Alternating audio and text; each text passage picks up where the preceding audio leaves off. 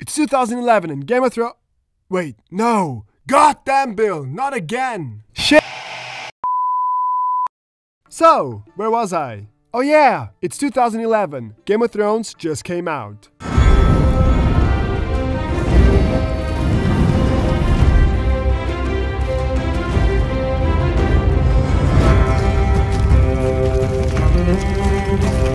Peter Dinklage, Peter Dinklage, Peter Dinklage, Peter Dinklage. Peter Dinklage, Peter Dinklage, Peter Dinklage, Peter Dinklage, Peter Dinklage, Peter! So, for everyone here who does not know what Game of Thrones is, please let me know in the comments how the hell you survive in our society if you know nothing about the show. In this video, I will give you a quick introduction into the show, highlight some of the major issues the show has, and then we are going to tackle a bigger problem within our society. So, Game of Thrones is a huge monstrosity that doesn't shy away from hour-long episodes. Throughout your journey with it, you'll encounter corpses, dragons, awful CGI, beheadings. Do it.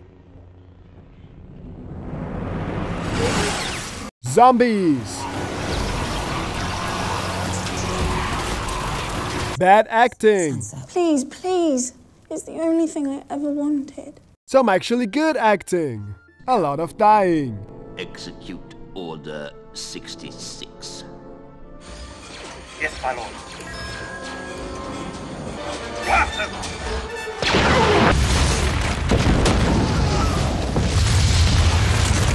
Stupid men, arrogant women, family drama, naked men, naked women, prostitutes, sex scenes, rape, eunuch sex, interracial sex, gay sex, incest, imp sex, and a whole lot more of sex, but I digress. So that you don't get lost with the hundreds of storylines the show has, I would suggest to you the only ones that are actually worth watching. First, we have Jon Snow, whose storyline takes him to the wall, and where he swears off marriage and sex so that he in turn can defend the realm from zombies. Yeah, he's making the right decisions in life, isn't he? Then we have Daenerys Targaryen, who in Hitler's eyes would be the perfect Aryan, who then gets sold off like a slave to a dark-skinned tribe leader from the Middle East. Oh, how the times have changed. And lastly, we have Tyrion's and Arya's storylines. They're not as important as the other two, but damn, they are as good as a bowl of ramen after a day in Ninja Academy. But this video is not about the show's story, it's about its problems. Some were mentioned before already, but the biggest issue has to be the language. God awfully Language. piece of Watch your language. dragged out Steve, you said a bad language word. of a Ooh, you kiss your mother with that mouth? pacing. What's happening now? Steve doesn't like that kind of talk. Oh god, really? Let me just fix this quickly.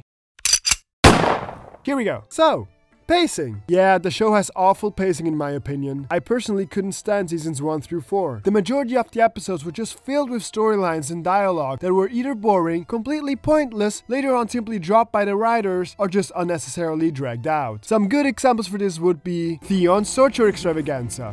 What is your name? My name is Jeff. Everything concerning Brandon Stark, all of the Iron Islands, Brienne and Podrick's 2.5 season long journey through all of Westeros, Tyrion's 2-minute long walk towards Cersei,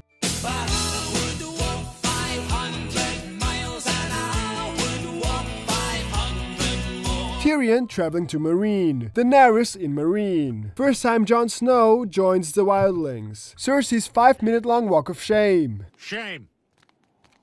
Shame. Shame. Shame, shame, shame. Shame on you. Melisandre's obsession with Stannis, the Sand Snakes, the show's own intro, and oh my god, did we really have to wait 8 seasons and almost 70 hours for winter to finally come? And I could ramble on and on about more issues the show has, like the amount of sexposition. Wait, what? Who wrote this? Is this even a word?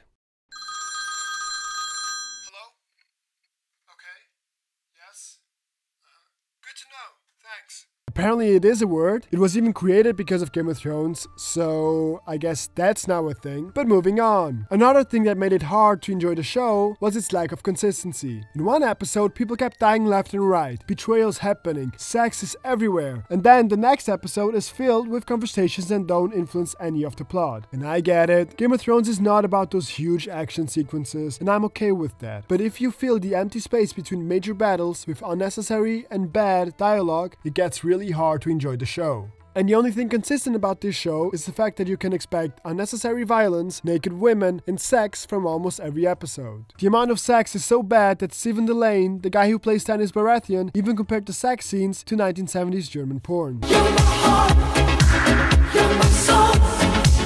That's the only thing I really know. But moving on. Despite all its flaws, Game of Thrones is not a bad show. It has many problems, and in my opinion, it's also not a good show either. For me personally, it's somewhere in between. Part of my criticism comes from actual and factual problems with the show, but some of it is also due to the fans. Some fans, like a few of my friends, overhyped this show, made it look better and bigger than it actually was, so I started watching it, and obviously I had high expectations. After having forced myself through the first 4 seasons, I went back to some of my friends and told them that I really hated the show. Oof, what a mistake that was. At the time, it was just common sense that Game of Thrones was the best show ever. Oh yeah. And yes, I finished watching the show a few weeks back, mainly so that I can say I watched it all. And it was amazing! I mean, I was so wrong. The show gets so much better. And everything else I said in this video is just... it is still true. For me at least. Now, I got to enjoy the show somewhat more after its 4th season, but my opinion never really changed. For me, Game of Thrones is meh at best. And that's okay, isn't it? I mean, you would think so, but some of my friends disagreed. They thought I just didn't have any taste, and that's why I didn't like it. This perfectly leads us into the biggest problem about Game of Thrones, the bias. The bias that this show is the best one, and if you didn't like it, then your opinion just doesn't matter. Because well, oh well, you just don't have a taste. Have fun enjoying your food then.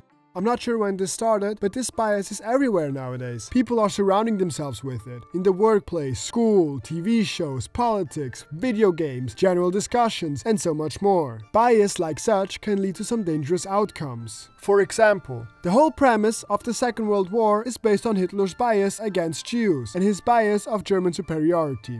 You might have had a situation in your life where you were talking to someone you disagreed with and then just thought to yourself, wouldn't it be easier to just leave him alone? Well, that's when understanding dies and arrogance is born. If that ever happened to you, make sure that next time you engage in a conversation, try to find out why they disagree with you, and maybe you might even get your mind changed. And getting your mind changed, well, that's a good thing. The part of our lives where we learn the most is during our childhood. And part of that reason is because we are not full of bias yet. As a kid, we are always open to new suggestions. But as a teenager or an adult, the bias starts to settle in. It is then that we stop learning, and it is then that life starts to get miserable and depressing. We should all aim to keep learning every day. We should all aim to get rid of our own bias. Every time you engage in a conversation and your mind wasn't changed, or at least challenged, it is another failure. Only exit a conversation if that has happened. Because that's how we keep learning. If you are uncertain if you have such bias somewhere in your life,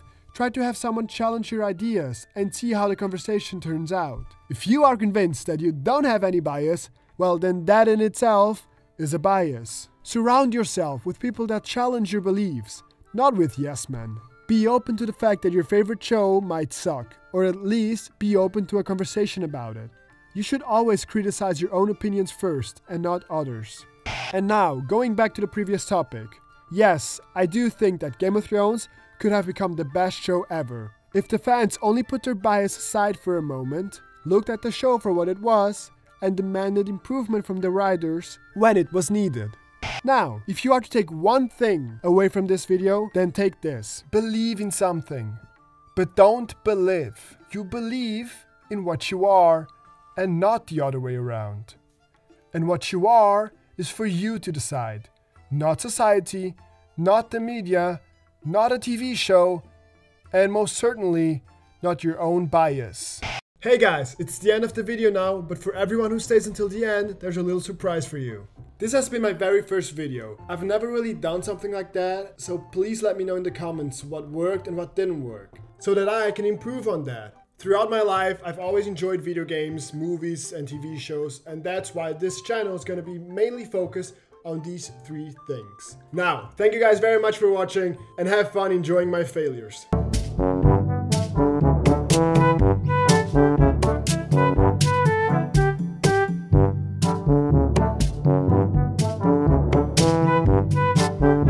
Am I here? Oh yeah. So, Game of Thrones is a huge monstrosity that whoop again, who then gets sold off like a slave to a dark boop, boop. But I do want to talk about some bigger problems the show had. Boop. Brienne and Podrick's 2.5 season long journey through all of Ireland. Whoops. Tyrion's 2-minute long walk towards Cersei. Game of Thrones is not about those huge. Game of Thrones is not about those huge action Game of Thrones is not about those huge action. Game of Thrones is not about those huge action sequences. Oh, that's a tongue twister. Game of Thrones is not about those huge action.